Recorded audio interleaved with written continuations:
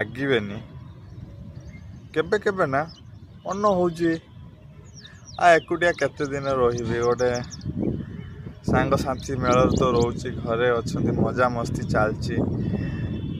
ଯେତେ ଦିନ ପର୍ଯ୍ୟନ୍ତ ମୋ ସାଙ୍ଗ କହିଛି ବାହା ହେଇନାଉ ସେତେ ଦିନ ପର୍ଯ୍ୟନ୍ତ ତୁ ଏନ୍ଜୟ କରିଯା, ବାହା ହେଲା ପରେ ନାମ ନବୁରେ ପୁଅ। ମୁଁ କହିଲି ସେଦିନ, ଭାଇ କି ନାମ ନେବୁ ମୋତେ କହିଲି ଦେଖିଆ। କ'ଣଟା ଅଛି ଭାଇ, ବାହା ହେଇସାରିଲା ପରେ ଯେଉଁ ସୁଖ ଶାନ୍ତି ସବୁ ଲୋକ ରହୁଛନ୍ତି, ହଁ କେତେ ସୁଖ। ଆଉ ତୁ କ'ଣଟା ଏମିତି ହେଉଛୁ ଯେ କେମିତିକା ହେଉଛୁ। ଆଉ ମୋ ସାଙ୍ଗ ବୋଲିକି ଆମ ହଷ୍ଟେଲରେ ରହୁଛି ଗୋଟେ ପିଲାଟା, ସିଏ ତା ନାଁ ମସ୍ତାନ। ସେ କହିଲା କି ମୋତେ, ଭାଇ ଏଇଟା ସତ କଥା, ଯିଏ ବାହା ହେଇନାହିଁ ଫସିଛି, ଯିଏ ବାହା ହେଇଛି ବି ଫସିଛି। ଗୋଟେ କଥା ନାହିଁ, କଥାରେ ଅଛି।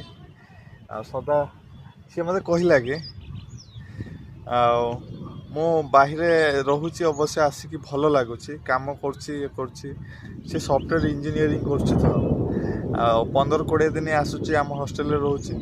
ବାକି ଦିନ ସିଏ ଆସିକି ତା ଘରେ ଯାଇକି ରହେ। ଘରେ ରହିଲା ଭିତରେ ତାକୁ ଲାଗେ ଯେ ଗୋଟେ ଟେନସନ୍।